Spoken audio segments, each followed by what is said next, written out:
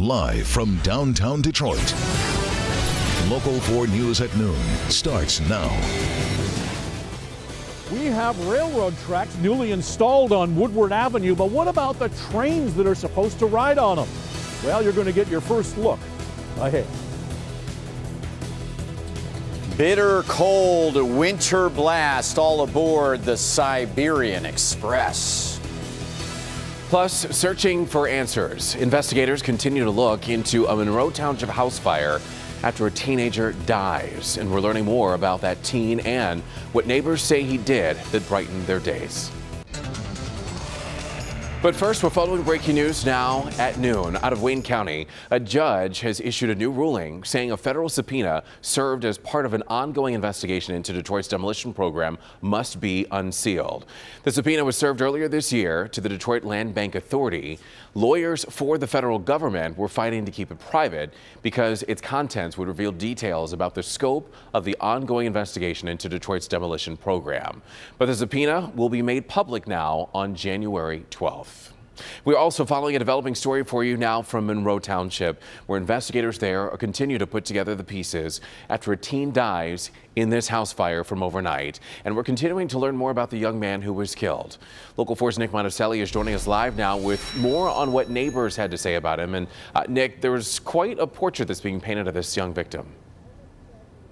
Good afternoon. There certainly is a lot of neighbors saying that Alex, the 18-year-old who was killed in this fire, was a really happy kid, always smiling. If you look at this house behind me, you get a better idea of why he died in this, why he was trapped in this fire. And on the backside, you get an even better idea because the entire home at one point was engulfed in flames. Now, right now live, there are investigators showing up here from both the state and township here in Monroe Township because they have a lot of work to do ahead of them trying to figure out exactly what caused this fire and how that 18-year-old died.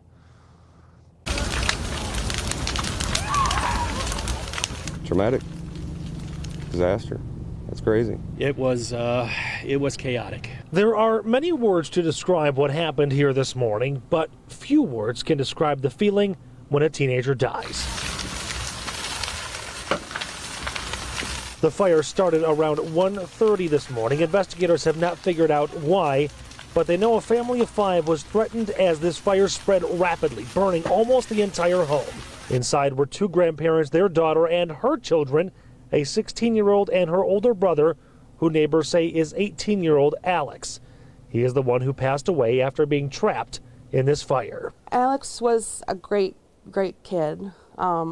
Playful, fun, always coming over, saying hi, always making sure to tell us hi. Great smile. He was a great kid. Neighbors like Julia Hayes say Alex has special needs, and he always had a smile on his face. But he was like the nicest kid ever. I mean, you know, he's always out playing, doing whatever. I don't want to get teary on here. I'm just, you know, like, yeah. Also injured is Alex's grandpa, Ruben Castorena. He is at St. Vincent's Hospital in Toledo in critical condition. His wife is in fair condition. Their daughter, also the mother of the teens, was treated and released from the hospital. Now again, looking live at the house, investigators again have a whole lot of work to do ahead of them, trying to figure out what started this fire. That investigation could take days, if not weeks. We are live here in Monroe Township. Nick Monticelli, Local 4. So incredibly sad, Nick. Thank you for the update. Charges could soon be filed now against a Detroit grandmother and her grandson in the shooting death of a teen. The victim, 13-year-old Marjay Watkins. We know that a woman was taken into custody after that shooting that happened Monday inside of that woman's home near Tireman on Detroit's west side. The case is now expected to be forwarded to the Wayne County Prosecutor's Office for review. That's after police said the woman's grandson, who is the same age as the victim, 13 years old, went into a locked room, found a gun, and loaded it. It then went off, killing the victim. Well, we want to switch gears now and talk about the forecast. As here in Metro Detroit, we are feeling quite the chill, Brandon. We started the morning out in the teens. How are we now? Well, we're in the 20s now, which is good. There's a bit of a breeze, so wind chills are a different story. And weather will steal the headlines here around Metro Detroit for the next 5 or 6 days based on cold air and then another weekend storm that we're watching. But middle 20s just about everywhere right now. You factor in about a 10, 12 mile an hour wind, and we have wind chills in the low and middle teens. Feels like 13 in Pontiac, 13 on the east side at City Airport. Feels like 16 in Mount Clemens. So clouds around for now and through about the 2 o'clock hour. A cold front coming through.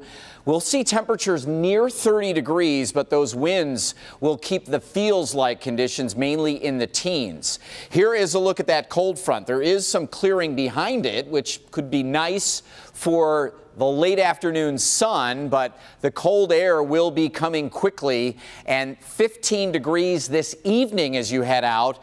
We'll see wind chills closer to 0. Sub-zero wind chills, some lake effect snow, and really big winter storm this weekend. We've got it for you in your 4-zone forecast. If you head to the weather tab of clickondetroit.com, you'll find your zone and your forecast to go. Alrighty, Brandon, thank you. The courts have spoken, and a recount of last month's general election in Michigan is over. However, there's a new election issue that has risen here in the city of Detroit. The Detroit News reports discrepancies in ballot boxes in the city. More than a third of precincts registered more votes than the number of voters who showed up at polling places. Now, it's not known if those discrepancies are human errors or come from problems with voting machines. The Michigan Secretary of State office plans to conduct an audit starting today. And a surprise visitor arrived at Trump Tower this morning. You can see here that Kanye West showed up for a meeting with President-elect Trump. The rapper told fans that he didn't vote, but if he had, he would have voted for Trump. In the meantime, the president-elect announces that his choice, who his choices would be for Secretary of State and Secretary of Energy. Everybody here knows the mission. Calling him an international deal maker, the Trump transition announced this morning that ExxonMobil CEO Rex Tillerson is President-elect Trump's choice for Secretary of State. It was chemistry, it was presence, it was vision. It was also the ability that Rex Tillerson had to maintain relationships across the world. The 64-year-old millionaire heads a global company with nearly as many foreign offices and more than twice as many employees as the State Department. Trump tweets he's, quote, one of the truly great business leaders of the world. We just couldn't be more grateful that someone of Rex Tillerson's proven leadership and accomplishments been willing to step forward to serve our nation. He's been endorsed by former Secretaries of State James Baker and Condoleezza Rice and former Defense Secretary Robert Gates, who called him a person of great integrity. As president of the Boy Scouts of America, Tillerson pushed for openly gay youth to join. But there's concern among Democrats and Republicans over his close ties to Russia's president. Not as if they're godparents to each other's children. I think this is getting blown way out of proportion. Sources also confirm former Texas Governor Rick Perry is Mr. Trump's nominee for Secretary of Energy. Mr. Trump's Thursday news conference explaining how he'll leave his business has been postponed till January. He tweets that his sons will run the company with no new deals while he's in office. Meantime, Hillary Clinton's campaign chair is asking the government to declassify intelligence about Russia's attempt to influence the election. Some Republicans agree. This simply cannot be a partisan issue. Electors set to confirm Trump's victory next week are asking for an intelligence briefing before they vote. And in the meantime, the day after Donald Trump is sworn in as president, he's going to find protesters from all across the country marching in Washington. Women's groups from here in Michigan are mobilizing for the March for Women's Rights. That's scheduled for January 21st in the nation's capital. Meetings are taking place across the state, getting ready to plan that trip. Well, after all the construction and the delays along Woodward Avenue, we remember all that, we're finally going to start seeing trains on the newly installed track. The first Q line testing started this morning, and Local 4 business editor Rob Maloney was there as it was all happening. We are so excited for this to finally get ready to kick off, Rod. Yeah, hey, Evrod, take a look here. The track's here. We've all been sort of moving around all of the construction that went with this. Well, what about those darn trains? Well, the first one was right here about a half hour ago. The pictures you're about to see is something you're going to be seeing a lot of in the weeks and months to come. With a simulated air horn sounding on the way out of the M1 Center offices, we got the first glimpse of the Q-Line rail cars. It's here where the American-built cars are maintained and garaged, and it's also the first time the cars have run on their own track outside their home. But the train is a dual-mode operation, meaning it uses overhead electrical wires in part of its route and then battery power on others. Because the overhead wires aren't hot yet, they hooked the train up to a tow truck and pulled it up and down Woodward, starting and stopping on the 3.3-mile track with blinking lights and foot handlers on the way to make certain the operation went smoothly. Matt Cullen is the Q-Line's godfather. He used his political clout and $50 million in funding from the Kresge Foundation to get this 10-year effort to this day. But it's going to be out on the track. People are going to see it. They're going to start to understand what it feels like to interact with it because it does run with traffic. And so it's a big step for us. The train took more than an hour to get downtown and turned a few heads along the way. Cullen says getting past the testing and have a working system by next spring is a major step toward a vastly different Metro Detroit. I think that if people have the opportunity to see what's going on, then I think that perhaps the next time they have the opportunity to consider a vote to support a regional transit system that will achieve that 1% that we lost by this last time. Now they're saying they've got 1,000 tests to do between now and, say, March, April, or May, and that's when they're going to start running. Reporting live downtown, Rod Maloney, Local 4. Oh, we are so excited to get our first glimpse of what it's going to look like going down Woodward Avenue. Rod, thank you. Still to come here at noon, dangerous days, the disturbing trend that has police in Georgia on edge. We'll tell you what's troubling the men in blue. Plus, fighting for their lives, what the UN is saying about the situation in Syria and how the bloodbath there is impacting civilians. Now to a developing story in Aleppo, Syria. It tells of a bloodbath, but a ceasefire is possible. Syrian government forces are advancing against rebel positions. Moments ago, rebels announced a ceasefire agreement to let rebels and civilians evacuate. A UN Human Rights Office has received reports of at least 80 civilians executed by Syrian soldiers. Late reports say that more than 100 children are trapped in a building under bombardment. The state of Georgia reeling from the shootings of 6 police officers in just 6 days, and 2 of those officers sadly were killed. Take a look. This was a scene just yesterday north of Atlanta where a stolen car suspect shot and injured 2 officers. Police shot and killed that gunman today, but also on Monday, 2 officers were shot and injured in a drug operation near Americus, Georgia. That gunman was also killed. And then late Wednesday, 2 officers responding to a domestic dispute call south of Atlanta were killed, and the gunman then killed himself. Well, it's another day in court for famed comedian and actor and accused sex assailant Bill Cosby. The 79-year-old smiled and waved to fans outside of a courthouse in Norristown, Pennsylvania this morning. Inside, Cosby's lawyers will challenge prosecutors' plans to have more than a dozen women claim that they were drugged and assaulted by Cosby. Prosecutors want to prove a pattern of behavior as Cosby faces charges of assaulting a female friend back in 2004. Of course, a story that will continue to follow. Still to come here at noon, from farsi food to small plates. Ahead in Tasty Tuesday, a small-town restaurant going for that big city feel. Brandon? Well, it is one of the higher temperature days in the 7-day, and we're staying in the 20s. Look at some of the cold air that is coming our way. It's cold, wind, and snow in your 7-day.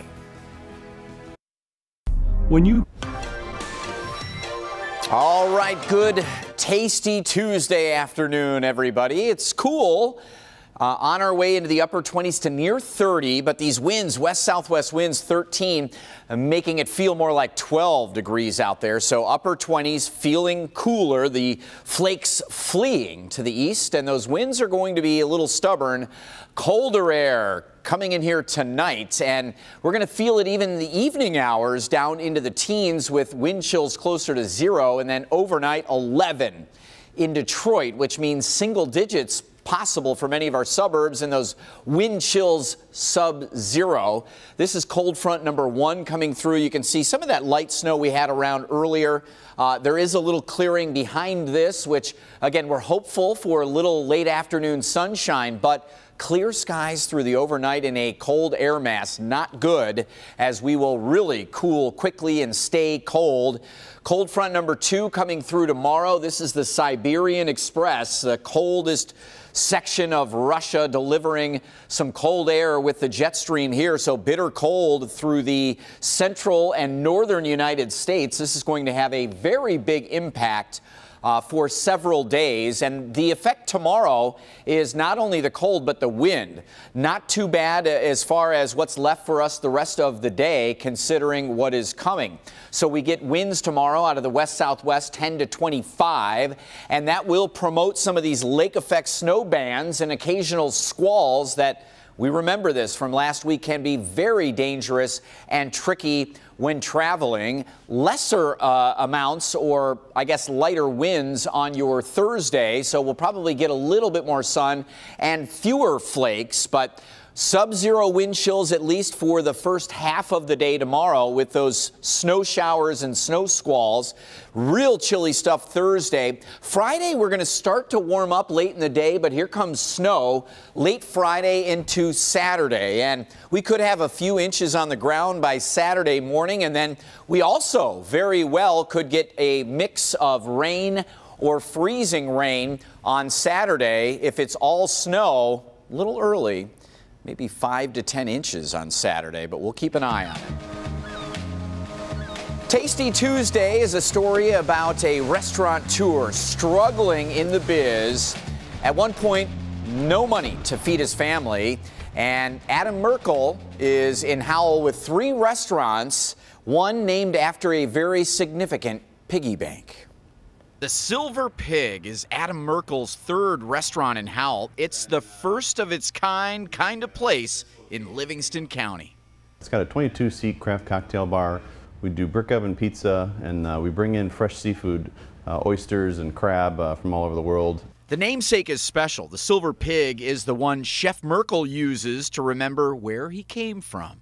So this is my actual piggy bank as a kid. Hundreds of craft cocktails are smashed, blended, and poured here daily. The Silver Pig is becoming known for its small plates, a sharing concept, snacking on exotic meats and cheeses, and small plates like these little devils. The crab and oysters are flown in fresh daily and posted on a chalkboard. Patrons can visit and view the actual oyster bar, whether they're into the half shell or not.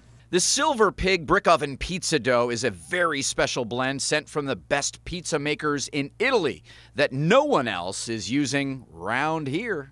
Downtown Howell houses 3 Adam Merkel restaurants, but the Silver Pig concept and building started from the ground up, bringing a big city feel unlike anything else around. For today only, the Silver Pig offering half off their special brick oven pizzas. When you mention Tasty Tuesday, the Silver Pig is downtown Howell on Michigan Avenue. They don't open until 4 p.m., but get rid of the stress of the day. Head over for a cocktail and a little brick oven. And tell them we sent you. Brandon, thank you. Still to come here on Local 4 News. At noon, we're talking music and lyrics and how music is helping shape the lives of a marginalized population. Replay song. In Dallas, a new program helping homeless adults using music and medicine. So take a close look here. The men taking part in the program are using music to work through their mental and physical challenges. One participant says that he leaves the session with a lighter feeling. Pretty cool, huh? I can see that working. It's very therapeutic to me. Exactly. Yeah. You gotta love that. Well, we hope you have a great day, everybody, and stay warm out there. We'll see you tomorrow.